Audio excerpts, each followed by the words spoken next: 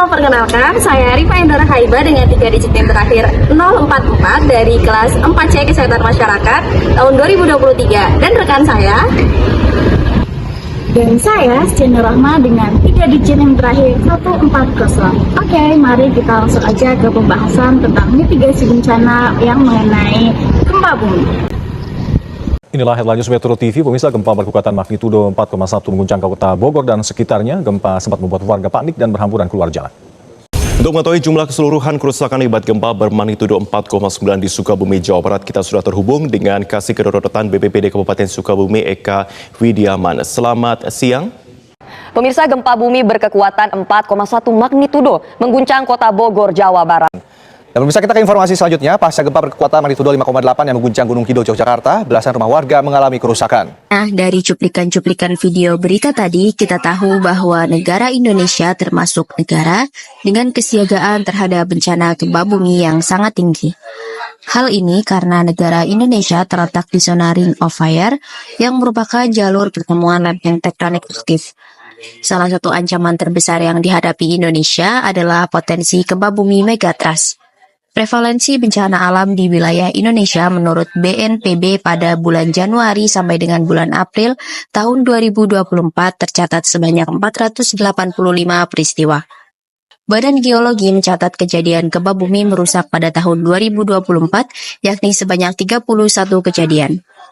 Jumlah kejadian gempa bumi merusak pada tahun 2024 lebih banyak dibandingkan yang dicatatkan pada tahun 2023. Oleh sebabnya, perlu penguatan pengetahuan masyarakat akan mitigasi kebencanaan untuk meminimalisir dampak kerusakan dan kerugian dari bencana bumi yang terjadi.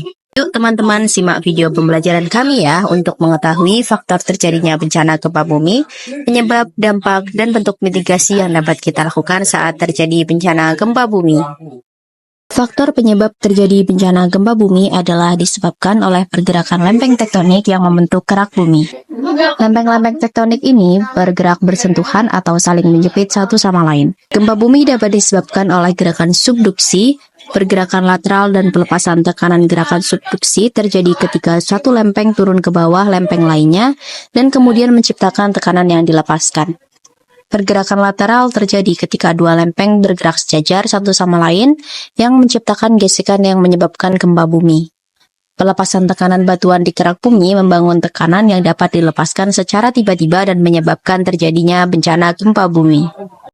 Dampak yang ditimbulkan dari adanya bencana gempa bumi adalah yang pertama, terjadinya kerusakan struktural. Gempa bumi dapat menyebabkan rusaknya bangunan, jembatan, dan infrastruktur, bahkan menyebabkan runtuh dan seringkali mengakibatkan hilangnya nyawa serta cedera yang serius pada masyarakat yang terdampak. Selanjutnya, dampak ekonomi seperti terhentinya mobilitas penduduk dan terhentinya perkembangan ekonomi di tempat terjadinya bencana karena perekonomian jadi fokus untuk mengatasi kerugian.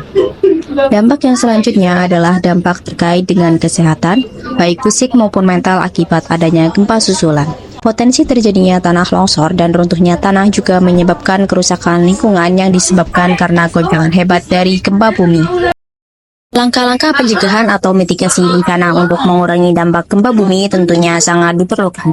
Berikut langkah-langkah yang dapat dilakukan sebagai upaya mitigasi bencana gempa bumi, yaitu evakuasi dini untuk melindungi nyawa dan juga harta benda serta meminimalisir kerusakan akibat terjadinya gempa. Yang selanjutnya, pendidikan dan pelatihan. Masyarakat perlu diberikan edukasi mengenai tindakan yang harus dilakukan saat terjadi gempa bumi.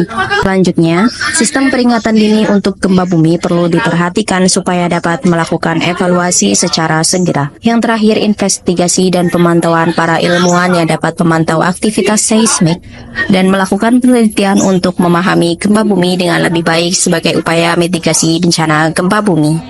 Dari pemaparan video tadi terkait dengan terjadinya bencana gempa bumi, dapat ditarik kesimpulan bahwa gempa bumi merupakan fenomena alam yang membutuhkan pemahaman dan juga kesiapsiagaan terutama di negara Indonesia dengan kompleksitas keadaan lingkungan yang tidak dapat dihindari dan rawan terjadinya bencana, salah satunya gempa bumi.